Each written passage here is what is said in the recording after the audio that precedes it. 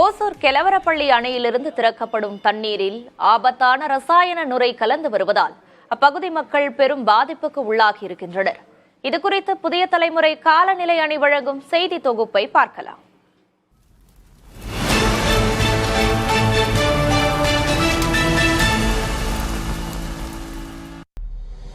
கிருஷ்ணகிரி மாவட்டம் ஓசூர் கெலவரப்பள்ளி அணையிலிருந்து திறக்கப்படும் தண்ணீர் ஆபத்தான ரசாயன கழிவுகளால் நஞ்சாக மாறி வருகிறது.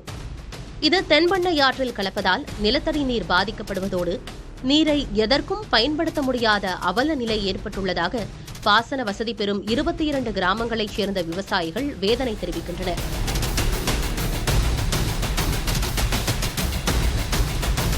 தமிழகத்திற்குள் ஒசூர் வழியாக கடலூர் வரை 400 கிலோமீட்டருக்கு மேல் பயணிக்கும் தென்பெண்ணையாறு ரசாயன கழிவுகளால் மாசடைவது பெரும் துயரம் என்றும் நீர் ஆதாரத்தை பாதுகாக்க அரசு உரிய நடவடிக்கை எடுக்க வேண்டும் என்று கூறுகிறார் எழுத்தாளர் ப. வெங்கடேசன். கெலவரப்பள்ளி டேம்ல இருந்து வரக்கூடிய தண்ணி முழுக்க கெமிக்கல் நுரை இது பண்ணி ஆல்மோஸ்ட் கிட்டத்தட்ட ஒரு 6-7 இன்ச்சுக்கு படுக்கை பஞ்சு மாதிரியான நுரை ததும்பி கிடக்கிறதெல்லாம் கண்ணால பார்க்கவே முடியல. ஒரே கெமிக்கல் சகதி நிறைந்து ஒரே ஆயில், மீன்கள், இறந்து கிடக்கக்கூடிய மீன்கள், துர்நாற்றம், எப்படி அங்க காய்கறியை விளைவிக்கிறது, எப்படி மக்கள் வாழ்றதுங்கிறது ரொம்ப ஒரு உடனே கவனம் எடுக்கக்கூடிய ஒரு பிரச்சனையாக இது இருக்கு.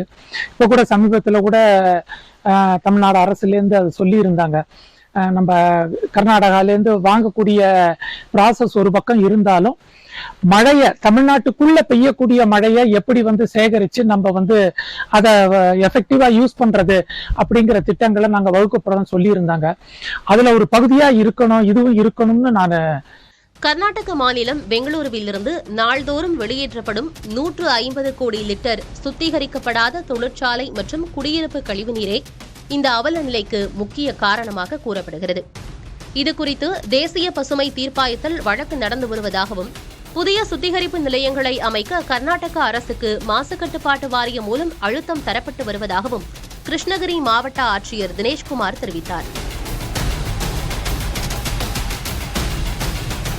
நச்சு நீரை பயன்படுத்தும் அவலத்தில் இருப்பதால் ரசாயன கழிவு கலப்பதை தடுக்க விரைந்து நடவடிக்கை எடுக்க வேண்டும் என அப்பகுதி மக்கள் கோரிக்கை வைத்துள்ளனர்.